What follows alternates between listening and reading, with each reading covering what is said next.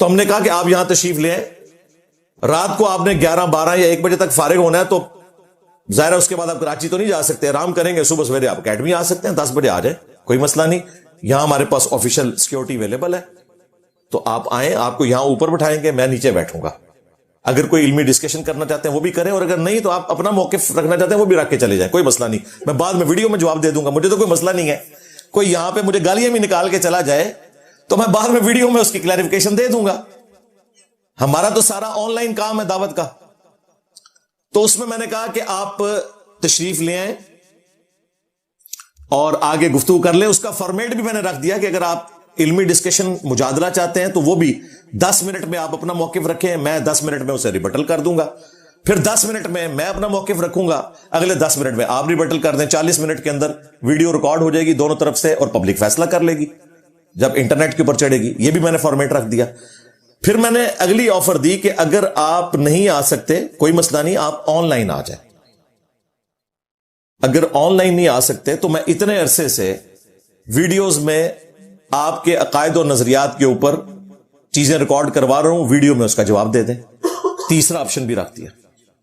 چوتھا آپشن بھی رکھ دیا کہ اگر آپ یہ بھی نہیں کر سکتے ضعیف العمری کی وجہ سے, تو کسی کو ریپ نامزد کر دیں اور ویڈیو میں کہہ دیں کہ اس کی جیت میری جیت, اس کی ہار میری ہار, اور میری ہار میرے فرقے کی ہار ہے.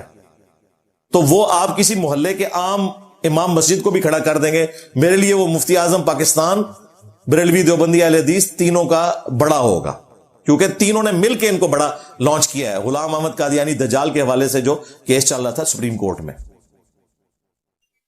اس کے بعد تو کوئی آپشن باقی نہیں رہتا.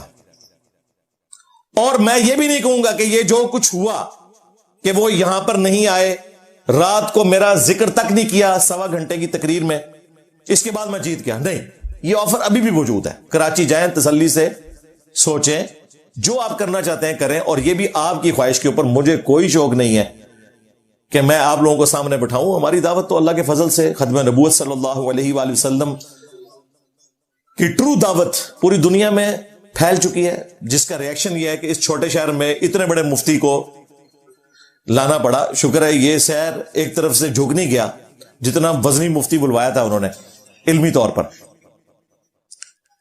رات کو جو ان کی تقریر تھی جی, پورے 10 بجے شروع ہوئی اور 11:15 بجے ختم ہوئی. اور یہ تقریر میں نے لائیو سنی. لائیو اس طرح سنی کہ میرے گھر سے بمشکل 100 فٹ کے فاصلے کے اوپر مسجد ہے, اور جو انہوں نے اندر بڑے بڑے سپیکرز لگائے ہوئے تھے ان کی آواز میرے گھر تک آ رہی تھی. میں گھر کے کمرے میں بیٹھ کے نا پوری تقریر سن رہا تھا. ظاہر ساتھ ہی مسجد ہے. احتیاطاً میں نے کچھ سٹوڈنٹس کو بھیجا تھا کہ آپ ویڈیو بھی بنا کے لے آئیں, لیکن اس کی نوبت ہی نہیں آئی. میں نے گھر بیٹھ کے وہ ساری تقریر 75 منٹس کی تقریر تھی, تسلی سے سنی. بہت اچھی تقریر تھی. صرف ایک کمزوری تھی کہ میرا کوئی ذکر اس میں نہیں ہوا, لہذا پروگرام تو مر گیا. اچھا, وہ تقریر کیا تھی جی؟ سٹارٹ میں تو وہ انتظامیہ کے اوپر برسے کہ بد نظمی اتنی زیادہ ہے کہ آپ لوگ مجھے ٹیکل نہیں کر سکے. ہر جلسے کے موقع کے اوپر ایسا ہوتا ہے, آپ لوگوں نے بڑی کاز کے لیے کیا کام کرنا ہے. اس کے بعد انہوں نے صحیح بخاری کا تعارف کروایا, اور پھر حجیت حدیث کے اوپر ڈسکشن کی. جو لوگ کہتے ہیں صرف قرآن ہی کافی ہے اور حدیث کو نہیں مانتے, منکرین احادیث, ان کے اوپر انہوں نے نقد کی. اچھا خاصا حصہ اس کے اوپر لگایا. بڑی شاندار گفتگو تھی. اور جو کچھ میں نے نقد کیا ہوا ہے نا اپنی ویڈیوز میں, اس کا صرف وہ 20% تھا. یعنی انہوں نے کوئی نئی بات نہیں رکھی, وہ آلریڈی ہم نے ایک ایک چیز ریکارڈ کروا دی ہوئی ہے. اس کو اس سے بھی بہترین طریقے سے بیان کیا جا سکتا تھا. بہرحال انہوں نے وہ اچھے طریقے سے ڈسکشن کی. اس کے بعد انہوں نے فلسطین کے مسئلے کو بھی ڈسکس کیا, عورت مارچ کے حوالے سے بھی ڈسکشن کی, اور پاکستان میں جو میڈیا کا کردار ہے کہ وہ ہمیشہ ان فلمی ایکٹرز کو ہیرو بنا کے پیش کرتا ہے, اس کے اوپر انہوں نے کرٹیسزم کیا. نعت خانوں کے اوپر جو ان کا ایک محبوب مشغلہ ہے ان کے اوپر نقد کی کہ ہم ان قوالوں کو, نعت خانوں کو پیسے لوٹاتے ہیں, ہمیں چاہیے مدارس میں پیسے دیں. اور اسی طریقے سے نصرت فتح علی خان کے اوپر بھی انہوں نے فتویٰ لگایا کہ وہ انڈیا گیا اور اس نے وہ کلام پڑھا، نہ تیرا خدا کوئی اور ہے نہ میرا خدا کوئی اور ہے، اس کو انہوں نے موضوع بحث بنایا. اس قسم کے کئی ایک ٹاپکس انہوں نے اس کے اندر کور کیے، اور انہوں نے یہ بھی بتایا کہ مدرسے کی جو ڈگری ہے یہ قبر میں اور آخرت میں بھی کام آئے گی. بالکل ٹھیک ہے اگر اس ڈگری کے مطابق عمل کیا تو.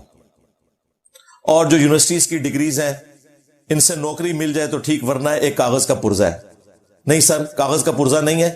یونیورسٹیز کی ڈگریز کا یہ فائدہ ہے کہ انسان کا دماغ کھلتا ہے، اور ایسا کھلتا ہے کہ اگر وہ خدا کی طرف آئے تو وہ آپ لوگوں سے بہتر پرفارم کر سکتا ہے. پھر انہوں نے ایک واقعہ اس میں سنایا جس میں انجینئر کا ذکر آ گیا، اور جو انہوں نے جملے بولے ہیں نا، اگر میں بولتا نا تو سیدھی 295C میرے اوپر لگنی تھی. اس لیے میں ایک مرتبہ ڈاکٹرز کو ایڈریس کر رہا تھا تو میں نے کہا کہ آپ ہیومن انجینئر ہو. ہمارا جو فزیکل میکینزم ہے، جسمانی ساخت ہے، آپ اس کے ایکسپرٹ ہو. تو میں نے کہا جیسے آپ ہیومن انجینئر ہیں، اللہ کے رسول بھی ہیومن انجینئر ہیں. اللہ کے رسول بھی ہیومن انجینئر ہیں. اللہ کے رسول بھی ہیومن انجینئر ہیں. لیکن ایک انجینئرنگ ڈپارٹمنٹ مینٹیننس کا ہوتا ہے اور ایک پروڈکشن کا ہوتا ہے. تو اگر کسی کارخانے کی مشینری کو ہر وقت آئلنگ گریسنگ کی جائے، نٹ بولٹ کس کے رکھا جائے، تمام پرزے آرڈر میں ہوں، لیکن پروڈکشن نہ دے تو کوئی اس کو برداشت کرے گا مالک؟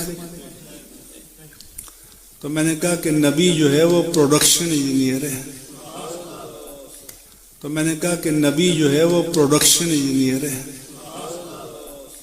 تو میں نے کہا کہ نبی جو ہے وہ پروڈکشن انجینئر ہے. وہ کہنے لگے کہ میں اسلامیہ یونیورسٹی بھاولپور گیا تھا تو وہاں میں نے ایک پروگرام کیا، اور پھر ڈاکٹرز کے ساتھ میری ایک نشست ہوئی. اس میں میں نے ڈاکٹرز کو کہا کہ آپ جو ہیں وہ ہیومن باڈی کے انجینئر ہیں، یعنی انسان کا جسم جو ہے اس کے انجینئر جو ہیں وہ ڈاکٹرز ہیں. بس انجینئر کا یہ ذکر آیا اس میں. لیکن جو اللہ کا پیغمبر ہوتا ہے وہ ہیومن سول یعنی انسان کی روح کا انجینئر ہوتا ہے. مفتی منیب الرحمان صاحب حفظہ اللہ تعالی نے رسول اللہ کو انجینئر کہا ہے. اب یہی بات میں کرتا نا تو انہوں نے کہنا تھا دیکھو جی گستاخی ہوگی. میں نے تو اتنی سی بات کی تھی کہ امام مسلم رحمہ اللہ تعالی اس زمانے کے انجینئر تھے جو انہوں نے صحیح مسلم کے مقدمے میں لکھا کہ جعلی حدیثوں نے امت کا کیا بیڑا غرق کیا. آج یہ سارا شرک جو پھیلا ہوا ہے، بدعتیں پھیلی ہیں انہی جھوٹی روایتوں کی وجہ سے. امام مسلم نے پہلی 92 روایتیں اسی پر نقد کیا اور مقدمے میں لکھا کہ میں عوام الناس کے لیے مسلم شریف لکھ رہا ہوں تاکہ جن لوگوں کو صحیح اور ضعیف کا فرق نہیں پتا وہ اس کے ذریعے حق بات تک پہنچے. تو میں نے اس میں کہا تھا کہ امام مسلم اس زمانے کے انجینئر محمد علی مرزا تھے. اگر میں یہ کہوں کہ میں آج کا امام مسلم ہوں تو یہ تو بہت بڑی گستاخی بن جائے گی. تو میں نے اس سے ہلکا جملہ بولا کہ جس طرح آج ہم آواز اٹھا رہے ہیں نا، امام مسلم 1200 سال پہلے آواز اٹھا کے گئے. مفتی صاحب نے رسول اللہ کو انجینئر کہا ہے، بالکل ٹھیک ہے، کوئی فتویٰ نہیں ہے. لیکن میں نے آپ کو فرق بتایا. یہی بات میں نے کی ہوتی، انہوں نے کلپ چڑھانے تھے اور ہمارے جو بھولے بھالے چند ایک سٹوڈنٹس ہیں وہ بھی فرق لائے جانے تھے. جی واقعی جی یہ تو گستاخی ہو گئی ہے. اب مفتی صاحب نے جو کچھ بولا، رسول اللہ کو انجینئر کہا انہوں نے، ہیومن سول کا، بالکل ٹھیک کہا. لیکن بریلویوں کی ڈاکٹرن میں سیدھی گستاخی ہے. ایون دیوبندی اہل حدیث بھی آج کل تو انجینئر کا نام سن کے بھی وہ پریشان ہو جاتے ہیں. انہوں نے مفتی صاحب کو بعد میں گلا کرنا ہے کہ آپ نے کہنا تھا، تو آپ کہتے ہیں کہ جس طرح ڈاکٹر جو ہے ہیومن باڈی کو ڈیل کرتا ہے اس طریقے سے ہیومن سول کو پیغمبر ڈیل کرتا ہے. وہ ڈاکٹر ہوتا ہے ہیومن سول کا، تو بچ جاتے. انہوں نے ڈاکٹرز کو بھی انجینئر کہا، ٹھیک ہے، ان معنوں میں کہ وہ ہیومن باڈی کو دیکھتا ہے، اور نبی جو ہے وہ ہیومن سول یعنی انسان کی روح کا انجینئر ہوتا ہے کہ وہ روحانی بیماریوں کا علاج کرنے کے لیے دنیا میں آتا ہے. بہت اچھی بات ہے. تو یہ انٹرچینجبل الفاظ استعمال ہو جاتے ہیں. میں نے کئی بار کہا کہ میں ان مولویوں کا سرجن ڈاکٹر ہوں. جس طرح آرتھوپیڈک سرجن جو ہے وہ جب جوڑ کو سیدھا کرتا ہے نا تو چیخیں نکلتی ہیں نا, تو میں بھی جب ان کے جوڑ سیدھے کرتا ہوں نا تو ان کی چیخیں نکلتی ہیں. میں ہومیوپیتھک ڈاکٹر نہیں ہوں, حالانکہ میں انجینئر ہوں میکینیکل, تو سمجھانے کے لیے بات ہوتی ہے. اور پھر اس میں مفتی صاحب نے ایک بڑا پیارا جملہ بولا. انہوں نے کہا کہ اللہ تعالیٰ نے انسان کی جو مشینری ہے نا, اس کے لیے صرف مینول نہیں بھیجا بلکہ پیغمبر کو بھی ساتھ بھیجا, یعنی کتاب کے ساتھ پیغمبر کو بھی بھیجا تاکہ وہ اس کتاب کو کھول کر بیان کرے. جس طرح مشین کے ساتھ مینول آتا ہے اس مشین کو سمجھنے کے لیے, یہاں پر استاد بھی آیا اور مینول بھی آیا. اور اس میں انہوں نے یہ بھی کہا کہ یہ مینول جو ہے وہ پڑھنا چاہیے. اس کا مقصد یہ ہے کہ ہم اسے پڑھیں سمجھیں. بہت اچھی بات ہے, ہم تو یہی رونا رو رہے ہیں کہ مرنے سے پہلے اے مسلمان کر لے اس پہ غور, کتابوں کا خدا اور ہے بابوں کا خدا اور. اگرچہ بابے بھی اسی خدا رسول کے ماننے والے تھے لیکن تعلیمات ان کی مختلف تھی, گویا کہ کسی اور رب کے ہی وہ ماننے والے تھے. یہ لٹریچر کی زبان میں بات ہو رہی ہے. تو اللہ کا شکر ہے مفتی صاحب کی جو تقریر ہے وہ کمال کی تھی. ہمارے بھائیوں نے رات ہی کو اس کی ویڈیو بنا لی تھی. انشاءاللہ ہم اس میں وہ چند ایک ٹکڑے اٹیچ بھی کر دیں گے. ویسے میرا تو ارادہ تھا اگلے ویک, لیکن چونکہ رات کو اتنا اونچا سپیکر انہوں نے لگایا ہوا تھا, اور یہ انٹرنل سپیکر ہے, یہ نہ سمجھے کہ باہر کا آن تھا. باہر کا ہوتا تو 1 کلومیٹر تک لوگ سن رہے ہوتے ہیں.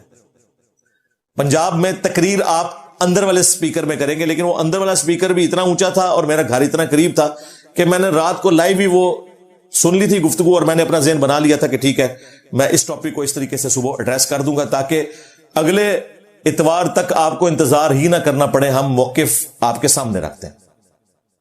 تو اللہ کا شکر ہے مفتی صاحب کا مجھے موضوع بحث نہ بنانا, ایون مفتی صاحب نہیں باقی بھی جتنے لوگ تقریر وہاں کر رہے تھے نا, ایون وہ جو مبینہ ریپ ہے اس نے بھی میرا ذکر تک نہیں کیا.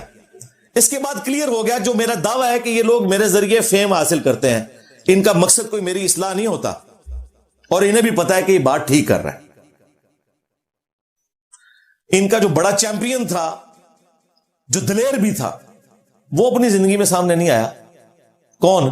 بابا جی خادم رضوی, ٹی ایل پی کے امیر, بانی ٹی ایل پی. ان کا بھی ذکر خیر کیا ہے رات کو مفتی صاحب نے, اور مفتی صاحب نے کہا کہ یہ وہ مسجد ہے جہاں سے خادم رضوی صاحب پڑھے ہوئے ہیں. میں نے آپ کو پہلے بتایا تھا, شکر ہے وہ ویڈیو میں بھی آ گیا. اور پھر انہوں نے خادم رضوی صاحب کا ذکر کیا. خادم رضوی صاحب کی زندگی میں 2017 میں میری ویڈیو ایک ہفتے میں 7.5 لاکھ لوگ دیکھ چکے تھے, ایک ہفتے میں. اور ان کے ماننے والوں نے جو بعد میں ریورٹ ہوئے ان کے ہاتھوں میں جا کر وہ کلپ دیا تھا. انہوں نے کہا منڈے نو نہ چھیڑو, جس میں نے کشر مجوب کی گستاخانہ عبارتیں, چشتی رسول اللہ اور باقی چیزیں ہائی لائٹ کی تھی حشد بہشت سے. بابا جی کو پتا تھا, اسی لیے جب انہیں بہت زیادہ زور لگایا نا تو انہوں نے کہا کہ وہ ایک منڈا ہے نیٹ اتنے ہوتا ہے جڑا کہتا ہے لبیک کا کیا کرو لبیک نہ کیا کرو, ساڑی مرضی ایسی جو مرضی کبھی ہے. وہ ایک بندہ سنا نیٹ پر وہ کہتا رہتا تھا مولی خادم کو لبیک کسی کا نہیں پتا, وہ بھی تھا. میں کہتے اس کو جواب دو, لبیک پر وقف کیوں کرتے ہیں؟ میں کاسی کر رہے ہیں, وقف ایسی کیتا ہے تیرے ڈھیڈے کیڑے پر وقف کیسی کیتا, کہنا لبیک کا ہونا چاہیے. میں کہ تو کا پڑھتا رہو ایسی کا لبیک پڑھ دینا. یعنی بجائے اس کے کہ وہ رجوع کرتے کہ بھئی یہ کنٹینیوس پڑھیں گے تو لبیک کا یا رسول اللہ ہوگا, لبیک یا رسول اللہ یہ لفظ غلط ہے. کنٹینیوس پڑھیں گے تو لبیک کا یا رسول اللہ. تو یہ میں نے ایک عربی لنگوسٹک کی غلطی ہائی لائٹ کی تھی, اس لیے کہ ان کا دعویٰ ہے کہ میں عربی کا استاد ہوں. ظاہر ہے یہ جتنے آپ کو اس وقت بڑے بڑے مفتی نظر آ رہے ہیں وہ ان کے اسٹوڈنٹ ہیں. جامعہ نظامیہ میں وہ پڑھاتے تھے عربی لنگوسٹک کی, تو انہوں نے پڑھائی ہے اور ان کو کمال کی عربی آتی تھی. میں نے تو ان کی تقریریں اس وقت سنی ہے جب میری داڑھی بھی نہیں نکلی تھی 1994 میں, جب میں ایف ایس سی میں تھا. اس وقت ان کی داڑھی کالی تھی. لاہور سے مہینے میں ایک دن آیا کرتے تھے کیونکہ ان کا پیر خانہ جیلم میں ہے, تو ہم ان کا پروگرام اٹینڈ کیا کرتے تھے. اس وقت ان کی ٹانگیں بھی سلامت تھی, داڑھی بھی کالی تھی. اس وقت مشہور نہیں تھے لیکن سپیکنگ پاور اس وقت بھی بلاگ ہی تھی ان کی, بڑے شوق سے سنتے تھے. عوام الناس میں تو وہ ممتاز قادری والے ایشو کے بعد یہ زیادہ فیمس ہوئے نا, ادروائز علمی حلقوں میں ان کو پہلے بھی جانا جاتا تھا. تو انہوں نے بھی کبھی جرت نہیں کی, انہیں پتا تھا کہ یہ بات کیا ہو رہی ہے اور اس میں کتنی سچائی ہے, کیونکہ ایک بریلوی عالم سمجھ سکتا ہے کہ میں نے انہی کے اصول اور مبادی کے اوپر جو ان کے اعلی حضرت نے 1905 میں حسام الحرمین کے اندر علماء دیوبند کی گستاخیوں کو ہائی لائٹ کیا تھا, وہی اعلی حضرت کا نامکمل مشن میں نے بعد میں آگے چلایا, اور اعلی حضرت کے بزرگوں کی بھی گستاخیاں ہائی لائٹ کی.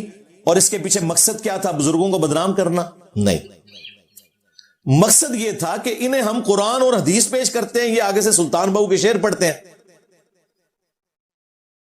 اگر واللہ یہ قرآن و سنت کے ماننے والے ہوتے نا, قرآن کی آیت پڑھ کر حدیث پڑھ کر یہ اس بات کو منوان قبول کر لیتے, میں کبھی بھی انہوں نے بزرگوں لمبا نہ پاندہ. ہم پیش کر رہے ہیں ایاک نعبد و ایاک نستعین, یہ آگے سے کہتے ہیں سن فریاد پیران دیا پیرا, میری فریاد سنی کن تھار کے ہو. وہ کہتے ہیں سلطان بہو تو عبد القادر جیلانی کو مدد کے لیے پکارتے تھے. تو مجھے بتائیں اس کے بعد میرے پاس اور کیا چارہ ہے کہ میں ان کے بزرگوں کو ایکسپوز کروں ان کی پبلک کے سامنے کہ ان کو تم بزرگ مانے ہوئے ہو, انہوں نے تو اتنی اتنی بڑی گستاخیاں کی ہیں, اور جنہوں نے اتنی بڑی بڑی گستاخیاں کی تمہارے بزرگوں نے ان کتابوں کو چھاپا, اس کے حق میں مناظرے کیے. اب سمجھ لو کہ ان لوگوں نے قرآن و حدیث کوئی نہیں پڑھا ہوا تھا, انہیں پتہ ہی نہیں تھا کہ اصل دین کیا ہے. اپنے بزرگوں سے یہ متنفر ہوں تو رسول اللہ کے ساتھ یہ جڑیں گے, یعنی کہ میرے نبی سا ہے ہی کوئی نہیں, تیرے بابے تھے شے ہی کوئی نہیں. یہ نعرہ ہم نے اس لیے بلند کیا ہے کیونکہ یہ بابے انہوں نے رسول اللہ کے دین کے مقابلے کے اوپر کھڑے کیے ہوئے ہیں صلی اللہ علیہ وآلہ وسلم. بابے مارنا ہماری مجبوری تھی, شوق نہیں تھا. اے ربو ہی مارے گئے نے وچ, جو انہوں نے غداری کی تھی نا رسول اللہ کے ساتھ صلی اللہ علیہ وآلہ وسلم, اس کا انجام یہی ہونا تھا. اور یہ اللہ کی سنت ہے کہ اللہ تعالی موسیٰ علیہ السلام کی پرورش فرعون کے گھر میں کرتا ہے. میں انہی میں سے نکلا ہوں. میرا پورا بلٹ اپ بریلوی مکتب میں ہوا ہے. 10 سال میں دعوت اسلامی میں بھی رہا. 31 ایئرز میری زندگی کے پہلے وہ اسی فرقے کے ساتھ گزرے. اس کے بعد کچھ عرصہ دیوبند کے ساتھ, اہل حدیث کے ساتھ, اہل تشیع کو بھی سٹڈی کیا, اور پھر مجھے اندازہ ہوا کہ یہ سارے کل حزب بما لدیہم فرحون ہے, سب نے اپنے اپنے حصے کی چیز پکڑی ہوئی ہے, اس کے اوپر خوش ہیں, اور اس کی بنیاد کے اوپر انہوں نے اپنی عوام کو دھوکہ دیا ہوا ہے. پھر ہم نے اس پلیٹ فارم سے دعوت شروع کی, اور دیکھیں کتنی ایمانداری ہے. آج تک جب بھی کوئی فرقہ لانچ ہوا ہے نا, تو وہ اپنی کتاب لکھ کے یہ کہتا ہے باقی سارے کافر ہیں, ہم مسلمان ہیں. یہ سارے جہنمی فرقے ہیں, ہم جنتی فرقہ ہیں. انہیں چندہ دینا حرام ہے, ان کے پیچھے نماز پڑھنا حرام ہے. ہم نے فرقہ بھی لانچ نہیں کیا. ہم نے کہا نمازیں ان کے پیچھے پڑھیں گے, چندے ان کو دیں گے, ہمارے بھائی ہیں, بھگوڑے ہو گئے ہیں. جو مولا علی نے کہا تھا خوارج ایک ایسی قوم ہے جس نے ہم سے بغاوت کر لی ہے, مسلمان ہی ٹریٹ کیا. حالانکہ مولا علی کے پاس دلائل موجود تھے خوارج کو کافر کہنے کے. بخاری مسلم میں حدیث ہے, خوارج دین سے اس طرح نکل جائیں گے جس طرح تیر شکار میں سے دوسری طرف سے پار ہو جاتا ہے اور اس کے اوپر خون کا بھی نشان نہ رہے, اس طرح دین سے پار ہو جائیں گے. لیکن مولا علی نے اس کی تعویل کی کہ اس سے مراد جو اجتماعی نظم ہے مسلمانوں کا اس سے الگ ہوں گے, ہے یہ ہمارے بھائی ہیں. مولا علی نے مال غنیمت میں بھی ان کو حصہ دیا, جو بیت المال میں سے وظیفہ تھا وہ بھی جاری رکھا. جب مسلمانوں کا قتل عام شروع کیا تو پھر ان کو جنگ نہروان لڑنی پڑی خوارج کے خلاف. ادروائز مولا علی انہیں مسلمان ہی ٹریٹ کرتے رہے. اور یہ صرف مولا علی کا مسئلہ نہیں ہے, صحیح بخاری میں موجود ہے, سعد ابن ابی وقاص بھی خوارج کو فاسق شمار کرتے تھے, کافر نہیں کہتے تھے. یہ صحیح بخاری میں موجود ہے. اسی طریقے سے صحیح بخاری میں عبداللہ ابن عمر کے بارے میں آتا ہے, وہ کہتے تھے کہ خوارج بدترین مخلوق ہیں, یہ کافروں والی آیات مسلمانوں پہ لگاتے ہیں, یعنی صحابہ کرام کے اوپر کفر کے فتوے لگاتے ہیں. حالانکہ صحابہ کرام کا ایمان تو اعلیٰ درجے کا تھا, لیکن وہی عبداللہ ابن عمر خوارج کے پیچھے نماز بھی پڑھتے تھے. سنن کبریٰ البیہقی میں آتا ہے, اور کہتے تھے نمازیں ان کے پیچھے پڑھیں گے, ان کے سلام کا جواب بھی دیں گے, اذان کا جواب بھی دیں گے, لیکن جب یہ ہمیں کہیں گے کہ ہم مسلمان بھائیوں کو قتل کریں, پھر ہم ان کا ساتھ نہیں دیں گے. تو یہ اپروچ تھی. ہم بھی مولا علی سے یہی سبق سیکھتے ہیں کہ ہم ان کو مسلمان ٹریٹ کرتے ہیں, اگرچہ ان کا ایٹیچیوڈ خوارج والا ہے. خوارج کا بھی قرآن جو ہے وہ حلق سے نیچے نہیں اترتا تھا, صرف قرآن پڑھتے تھے. یہ بھی صرف زبان سے پڑھتے ہیں ایاک نعبد و ایاک نستعین, حلق سے دل تک نہیں پہنچتا. کوئی قبر دیکھتے ہیں اس کے آگے جا کے جھک جاتے ہیں. ہر مرے ہوئے بابے کو یہ مدد کے لیے پکارتے ہیں. یعنی قرآن زبان پہ ہی رہتا ہے. فجر کی نماز میں پڑھتے ہیں ایاک نعبد و ایاک نستعین, سلام پھیر کر ساتھ ہی جو مسجد کے ساتھ دربار ہے اس بابے سے بھی مدد مانگ کے آتے ہیں. تو تم نے کیا سیکھا؟ آپ سوچ رہے ہوں گے کہ ان لوگوں نے یہ خوارج والی حدیثیں میرے اوپر فٹ کی تھی, حالانکہ خود ان کے اوپر فٹ ہوتی تھی. یہ طریقہ واردات ہوتا ہے, چور مچائے شور. انہوں نے ایسا شور مچایا انہیں پتہ ہی نہیں تھا کہ ان کا واسطہ کس بندے کے ساتھ پڑا ہے. ہاں, وہ بھی کیا دن تھے, ہم بھی ایک جن تھے. آج ہم دیو ہیں, ان جنوں کے بھی پیو ہیں. میں انہی میں سے نکلا ہوں, مجھے پتا ہے انہوں نے میں چک کتنے پانا ہے. ایسا چک پایا, یقین کرو سارے دی چیخاں نکل رہی ہیں. اس ٹائم آپ کو کسی بھی مکتب فکر کے بڑے عالم کا کوئی دین کی خدمت والا کلپ نظر آ رہا ہے؟ سارے مجھے ڈسکس کر رہے ہیں. اس کا تو مطلب یہ ہے کہ سب سے پہلے آپ کو میٹنگ کر کے میرے عقائد اور نظریات کے اوپر شرعی فتویٰ دینا چاہیے, اور ایک بڑا لانچ کر کے آپ کی خواہش کے اوپر میرے ساتھ علمی ڈسکشن کروانی چاہیے. میں نے تو اپنے نظریات ریکارڈ کروا دیے. دیکھیں جو جو مفتی یہاں سے گئے ہیں, میں نے اس وقت بھی کہا تھا کبھی بھی ان باتوں کے جواب نہیں دیں گے.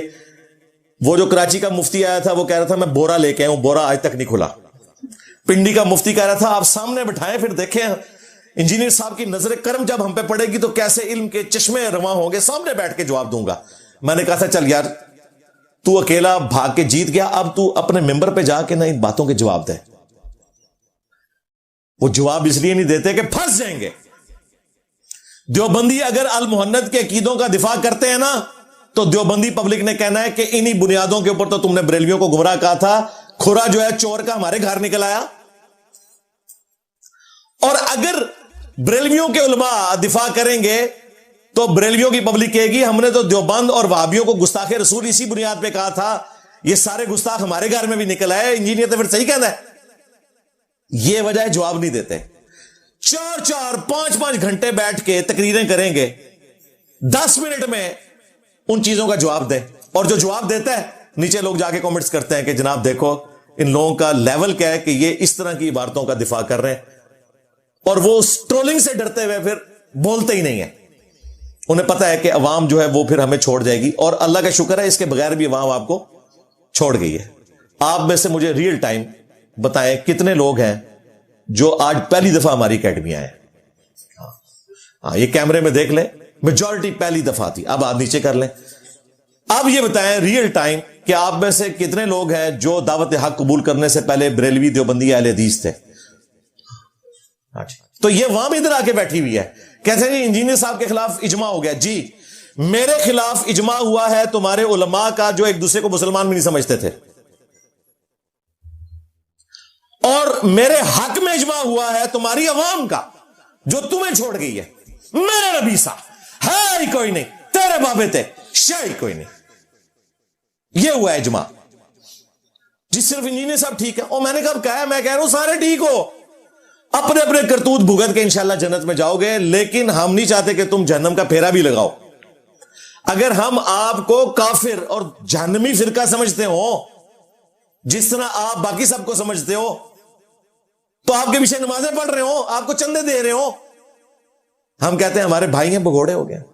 انشاءاللہ ان کی آنے والی نسلیں حق قبول کریں گی, جو نبی الاسلام نے کہا تھا بنو ثقیف کے بارے میں کہ اگر انہوں نے طائف والوں نے حق نہیں قبول کیا, ان کی نسلیں قبول کریں گی. اور نسلوں نے ایسا قبول کیا. ابو عبیدہ ثقفی صحابی تھے جو جنگ قادسیہ سے پہلے ہاتھی کے نیچے آ کے شہید ہوئے, اور اس کے بعد ان کا بیٹا